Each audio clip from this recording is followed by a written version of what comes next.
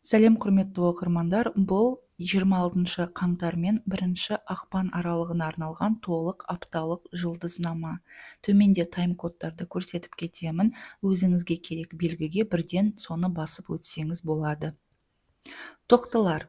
Бұл апта тоқтылар үшін өмірді жеңілірек қабылдауға үйрететін кезең болмақ.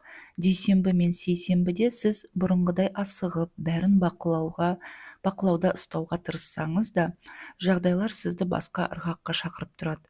Ақша, жұмыс, жеке құндылықтар тақырыбы алдыңғы орынға шығып, кейбір шешімдерді батыл қабылдауға итермелеуі мүмкін. Бұл күндері тәуекелге бейім боласыз, бірақ эмоцияға ерік бермей, салқын қандылық сақтағаныңыз дұрыс. Сәрсенбі мен бейсенбіде ішкі қысым әлсіреп, қарым-қатынас жеңілдейді. Сөздер оңай табылады, адамдармен тіл табысу жеңіл өтеді, ал ойыңызда ұзақ жүрген идеялар кенеттен іске асатындай болып көрінеді. Аптаның екінші жартысында, әсіресе жұма мен сенбіде, көңіліңіз жылып, жақын адамдармен уақыт өткізуге деген қажеттілік артады. Жексенбі күні өзіңізді көрсетуге, шабытпен әрекет етуге деген құлшыныс оянып, өмірден ләззат алуға мүмкіндік туады. Бұл апта тоқтыларға күшпен емес, жеңілдікпен алға жылжуға болатынын көрсетеді. Торпақтар. Торпақтар үшін бұл апта тыныштық пен ішкі үйлесімділіктен басталады. Дүйсенбі күні ай планетасы сіздің белгіңізде болып, өмірдің материалдық және тұрмыстық жағын ретке келтіруге көмектеседі. Ақша, құжат, жоспарлар секілді мәселелер ойдағыдай шешіліп, бұрыннан келе жатырған түйіндердің барлығы біртіндеп тарқайды. Сейсенбіде батылдық күшейіп, ірі шешім қабылдауға ниет туындауы мүмкін, бірақ асығыстықтан сақ болыңыз. Сәрсенбі және бейсенбі күндері ауа элементінің ықпалы артып, торпаққа тән салмақтылыққа жеңілдік қосылады. Яғни әңгімелер, кездесулер, шағын сапарлар көңіл көтеріп, жаңа шабыт сыйлайды. Жұма мен сенбі күндері эмоциялық жылулық алдыңғы орынға шығып, отбасы мен жақын адамдарға көңіл бөлгіңіз келеді. Бұл күндері жұмысқа емес, жан тыныштығына мән берген дұрыс. Жексенбіде өзіңізді көрсетуге, шығармашылықпен немесе сүйікті іспен айналысуға тамаша мүмкіндік туады. Апта бойы торпақтар өмірдің дәмін асықпай сезінуді үйренеді. Егіздер. Егіздер үшін бұл апта нағыз серпін әкелетін уақыт. Дүйсенбі мен сейсенбіде сіз әлі де ішкі дайындық кезеңінде боласыз. Жоспарды ой елегінен өткізесіз. Бірақ ортаға қарай, әсіресе сәрсенбі мен бейсенбі күндеріне қарай ауа энергиясы толық ашылып, сіз өз элементіңізде жүргендей сезінесіз. Әңгімелер, кездесулер, жаңа таныстар, күтпеген ұсыныстар өміріңізге жеңілдік пен қызық әкеледі. Бұл күндері бірнеше істі қатар алып жүру қиындық тудырмайды, керісінше ләззат сыйлайды. Жұма және сенбі күндері қарқын сәл баяулап, эмоциялық жақындыққа деген сұраныс артады.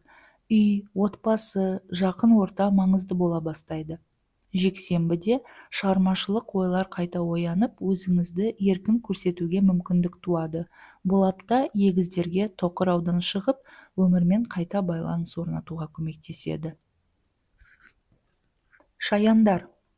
Шаяндар үшін бұл апта ішкі тыныштықтан сыртқы жылулыққа қарай өтетін жол іспетті.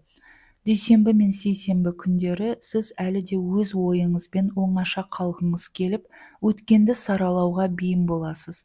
Бірақ сәрсенбі мен бейсенбі күндері жеңіл қарым-қатынас, жылы сөздер және қолдау сізді біртіндеп ашыла түсуге итермелейді. Айналадағы адамдармен байланыс жұмсарып, жанға жайлы әңгімелер көбейеді.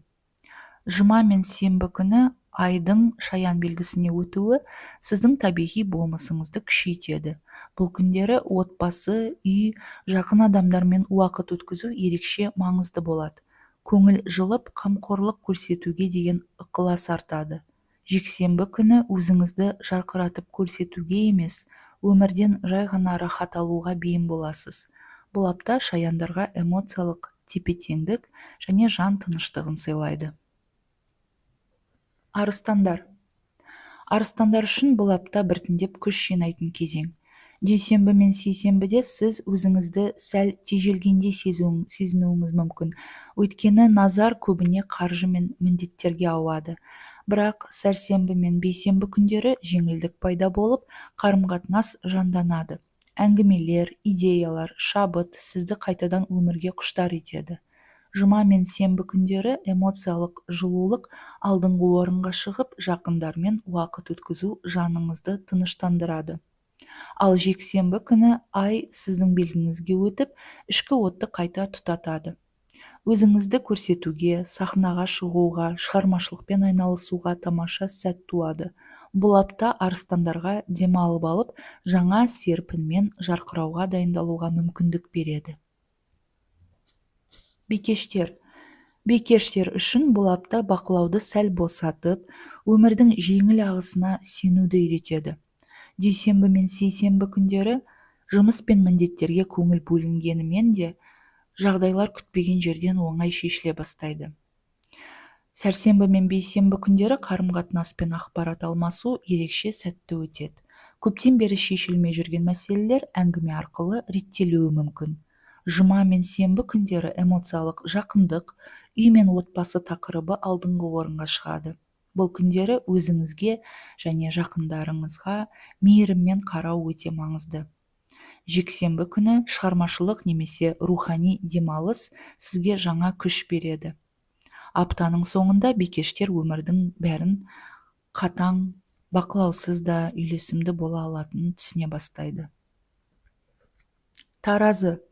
Таразылар үшін бұл апта жеңілдік пен сұлулыққа толы.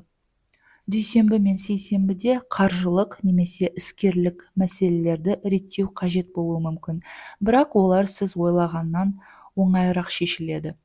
Сәрсенбі мен бейсенбіде ауа элементінің күшеюі сіздің табиғи дарыныңызды ашады. Әңгімелер, таныстықтар, шығармашылық ойлар өмірді әсем етіп көрсетеді. Бұл күндері махаббат пен симпатия тақырыбы да жанданады. Жұма мен сенбіде отбасылық жылулық, жақын адамдармен тыныш уақыт өткізу маңызды болмақ. Жексенбіде өзіңізді көрсетуге, сән-салтанатқа немесе шығармашылыққа көңіл бөлгіңіз келетін болады. Апта таразыларға ішкі және сыртқы үйлесімді қайта сезінуге көмектеседі. Саршаяндар үшін бұл апта терең бір трансформациядан кейінгі жеңіл тыныс алатын уақыт. Дүйсенбі мен сейсенбіде қаржы, ресурс немесе маңызды шешімдер тақырыбы белсенді болады. Батыл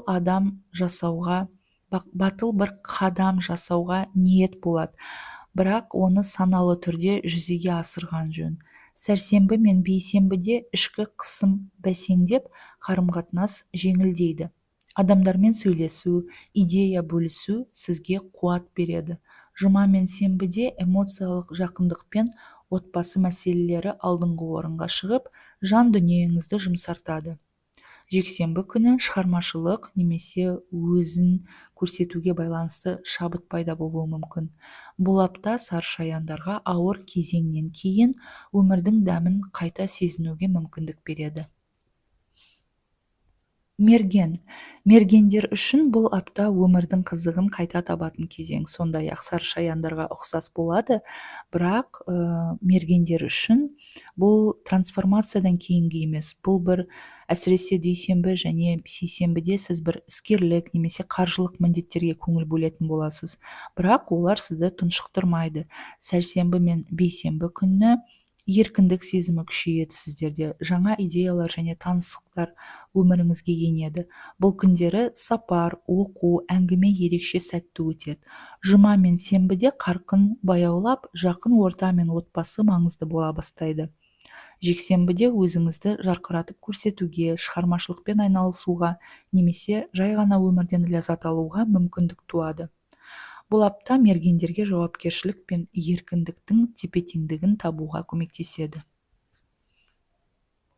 Тауешкілер үшін бұл апта ауыр міндеттерден кейін жеңіл кезең іспетті. Дүйсенбі мен сейсенбіде сіз әлі де жауапкершілік пен бақылауды сақтайсыз, әсіресе қаржы мен жұмысқа қатысты сұрақтарда. Бірақ сәрсенбі мен бейсенбі күндері жағдайлардың барлығы жұмсарып, қарым-қатынас пен идея алмасу өте жеңіл өтеді. Жұма мен сенбіде эмоциялық жылулық, отбасы мен үй мәселелері маңызды болмақ. Бұл күндері жұмысты кейінге қалдырып, жанға тыныштық беру пайдалы болады. Жексенбіде өзіңізді көрсетуге, шабытпен әрекет етуге мүмкіндік туады. Бұл апта тәуешкілерге күшті бақылаудан гөрі өмір ағысына сенуді үйретеді. Су құйғыштар үшін бұл апта ерекше жарқын өтеді. Дүйсенбі мен сейсенбіде сіз өз идеяларыңызды пысықтап, ішкі дайындықты жасайсыз. Сәрсенбі мен бейсенбіде сіздің уақытыңыз келеді, яғни ауа энергиясы күшейеді, адамдар, мүмкіндіктер, шабыт өздігінен табылғандай болады. Бұл күндері әлеуметтік өмір, шығармашылық, жаңа жобалар үшін өте қолайлы. Жұма мен сенбіде қарқын баяулап, жанға жайлы орта мен эмоциялық жылулық қажет болады. Жексенбіде өзіңізді жарқыратып көрсетуге, сахнаға шығуға, немесе блог, өнер арқылы көрінуге өте тамаша сәт туады. Бұл апта су құйғыштарға өмірдің жеңілдігін толық сезінуге мүмкіндік әкеледі. Және балықтар үшін бұл апта нәзік бір қуаныш және ішкі үйлесімге толы. Дүйсенбі мен сейсенбіде сіз әлі де өткеннің әсерін сезінуіңіз мүмкін, бірақ ол сезім сізді тұншықтырмайды. Сәрсенбі мен бейсенбі күндері қарым-қатынас, әңгіме, шығармашылық шабыт күшейеді. Бұл күндері жан дүниеңізді түсінетін адамдар табылып, қасыңызда өзіңізді жеңіл сезінетін боласыз. Жұма мен сенбі күні эмоциялық жақындық, махаббат пен қамқорлық алдыңғы орынға шығады. Жексенбіде шығармашылық немесе рухани демалыс сізді жаңа аптаға дайындайды. Бұл кезең балықтарға өмірдің жұмсақ әрі мейірімді қырын сездіреді. Құрметті оқырмандар, барлығыңызға сәтті апта тілеймін. Алдыңғы видеоларда кездескенше арнаға жазылыңыз.